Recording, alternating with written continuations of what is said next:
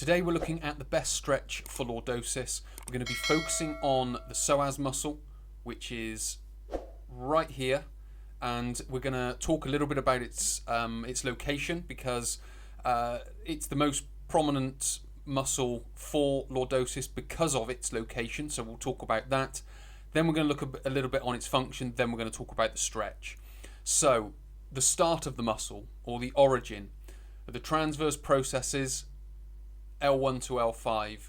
So the transverse processes are the little bits that stick out on the side of the vertebra.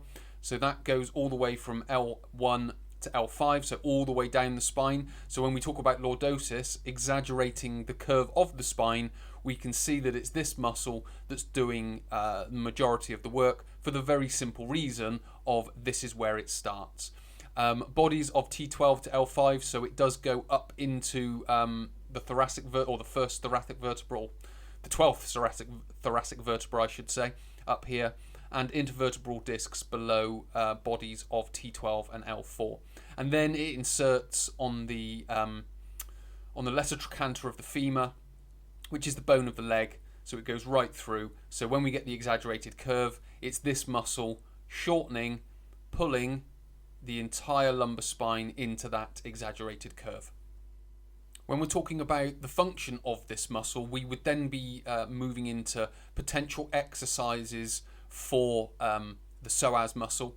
And with regards to the function, we're talking about hip flexion. So if I was stood here and I lifted my knee up and I was stood on one foot, that would be the psoas working. And then you've got the toe off. So if we look here and the swing through here, this is when the psoas is working during walking. So from its function, we can start to look at exercises, but we aren't going to go into that today. That will be for another time. What we're going to look at is stretching of this muscle. So as I've mentioned before, when it's tight, what it does is it exaggerates this lumbar curve. So the buttocks protrude and the abdominals protrude, and we can start to understand that a little bit more when it comes to activating the muscle with regards to the glutes and the abdominals. But what we're going to do now is we're going to talk a little bit more about the stretch itself. Looking at the image, you'll recognise the stretch. We're down on one knee, aiming to stretch the psoas. Now, when we are stretching the psoas, what we're essentially doing, we've got the start of the muscle here, and we've got the end of the muscle down here.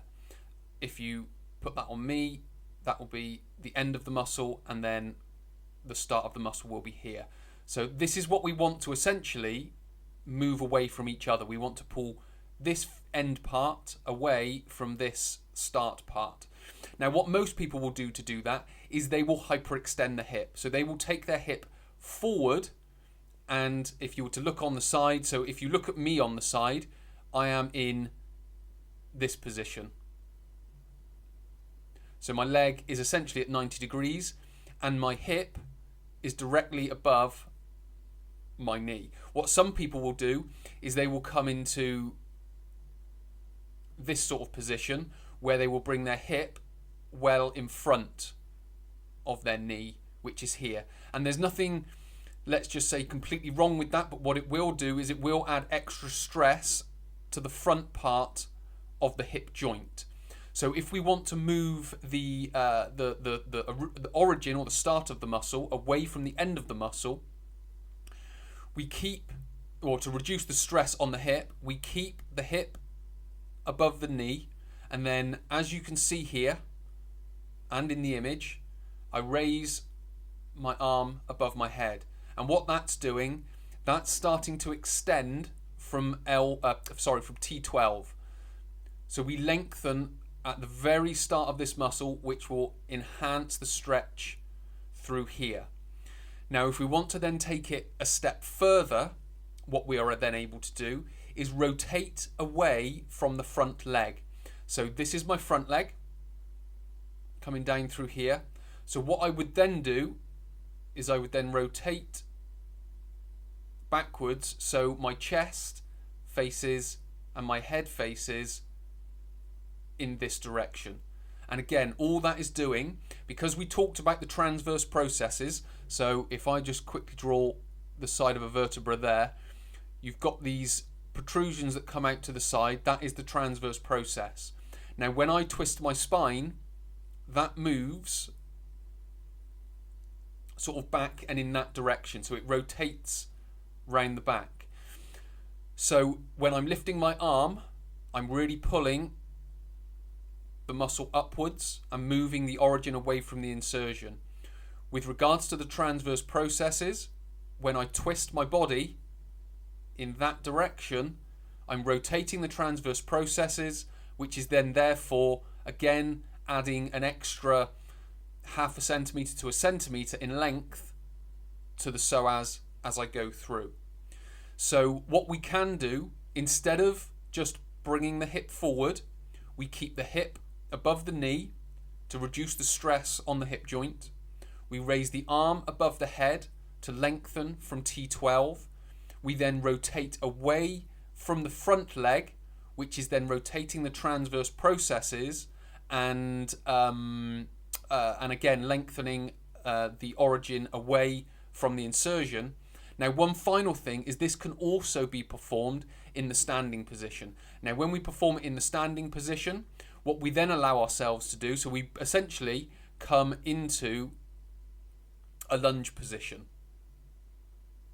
So this would be the lunge position. Now, what we can do there is we can now start to move the hip forward in front of the knee for the very simple reason, because the floor is blocking my knee, that's where the extra stress comes from.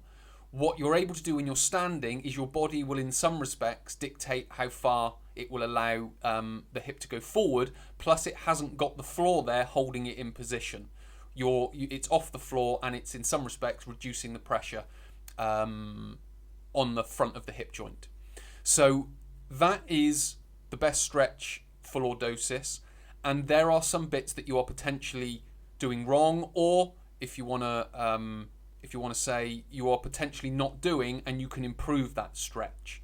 So hip above the knee, raise the arm, rotate away from the front leg, and you can also perform it standing. So hopefully this has been helpful. Hopefully it's given you a little bit of guidance with regards to how you can improve this stretch and continue elongating the psoas muscle whilst also reducing pressure on your hip joint. So many thanks for watching. My name is Chris from Christopher Holt Training. I'll speak to you in the next tutorial.